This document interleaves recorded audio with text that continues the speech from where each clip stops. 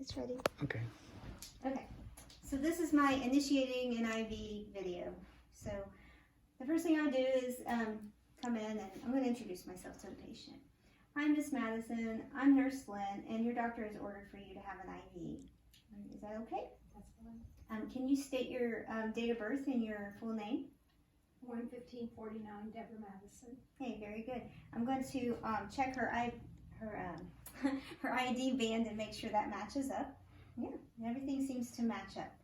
Okay, so, and I've gathered my supplies, and so I'm going to check out Miss Madison's arm here and see if this is a good choice for an IV. So we want to make sure that we choose an arm that does not have any abrasions on it, cuts, anything like that, burns, no dialysis port, limb restrictions, anything like that. We also want to avoid this area, the wrist area on the anterior side, because we could do some nerve damage. This should always be your last resort. So I'm just inspecting her arm here right now. I'm going to put this tourniquet on her, and I think this arm looks good. So yeah, and you should be able to, I like this vein right here. It's good to choose a vein that's, you know, lower down on the arm so that if this were to get infiltrated, you have another choice. Because you can always go higher up, but you can't go lower down. So we want to make sure that we pick a good vein to start with. This is especially important if the person has a limb restriction or a port or something in the other arm, because you're going to be limited if something goes wrong with this IV.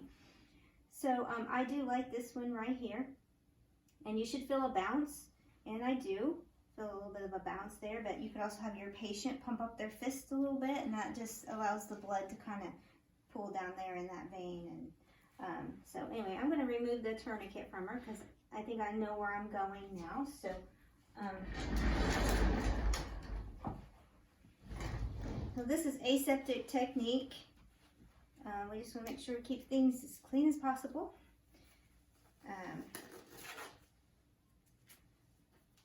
I'm not using the gloves that came with the kit. I have my own gloves that I prefer. So anyway, so I'm going to go ahead and open this kit here, and this is ChloraPrep, and I would go ahead and, I don't know if I can break it open, and just clean the site. That gives that time to kind of air dry, and you wouldn't want to blow on it or wave on it or anything like that. So normally what I would do is we would have extension tubing, and I would open that and attach some normal saline to the end of it and prime it and have it kind of sitting on the side ready to go, but we don't have any extension tubing. So I'm going to have to use the IV tubing instead, and I guess that's okay too, but you would like to have the extension tubing in case you want to remove this IV line, and then you have that extension tubing so and you can lock it that way.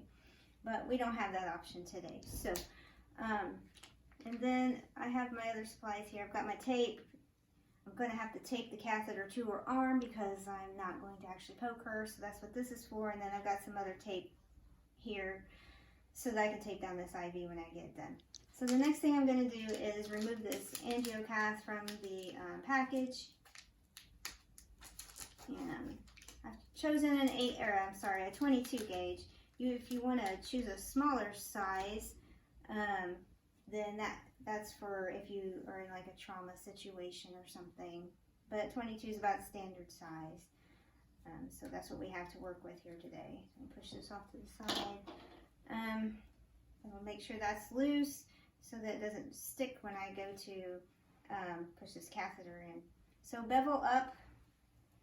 Oh, I forgot something. I'm gonna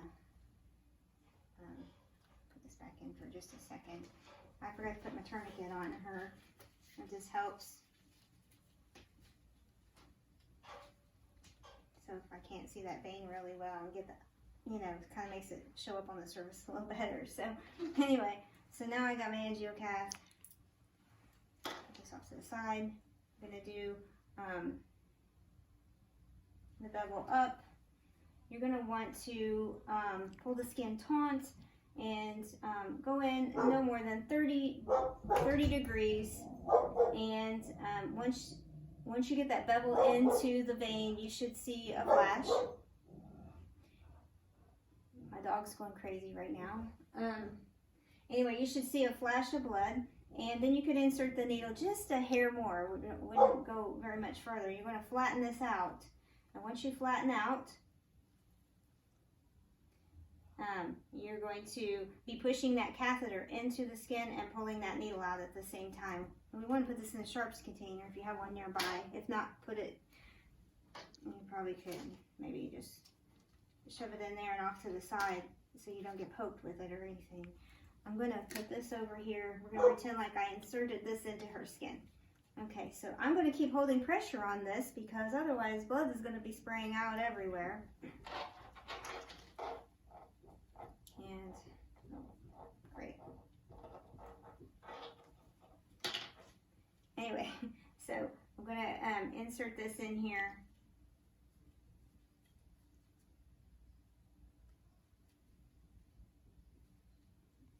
And then if it was an extension tubing, I would go ahead and flush that at this point. If it's IV, you're going to unclamp. It's pulling right now. You were going to... My IV line is wanting to pull. Anyway. This is a kind of awkward situation here since I'm not actually doing this. Anyway. So... this is in the patient's skin. I actually have one of these little deals here. Mom, can you hold that for a second? Because it came out from underneath the tape. We wouldn't ask our patient to hold the IV down, but the catheter is sticking up. So, okay, you can let go. So I would put this underneath the hub of the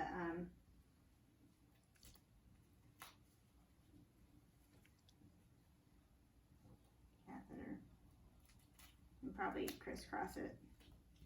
Gloves are sticking, that's great.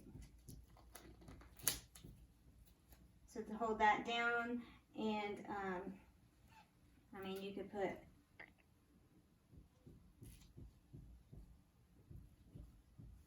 you don't want to put tape where your connector is because you have to be able to unscrew that obviously and put new tubing in and things like that. So you don't want to tape in that area. You also want to make sure you can see, you know, the site so that you can assess it for infiltration or anything like that. So the last thing that I would do is, now here's my Tegaderm. The last thing I'm going to do is put my Tegaderm on this.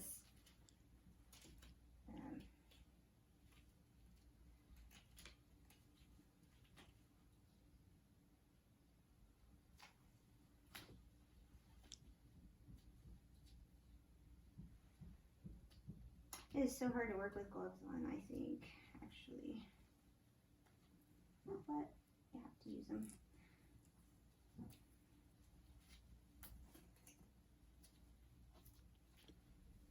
So then there's a little label here. You want to fill this out ahead of time. That would be good.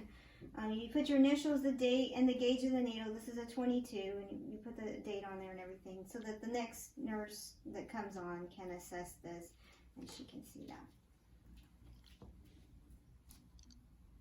Know when that's going to need changed. So then of course you just start your IV as ordered, and I think that's it. Did you stop it?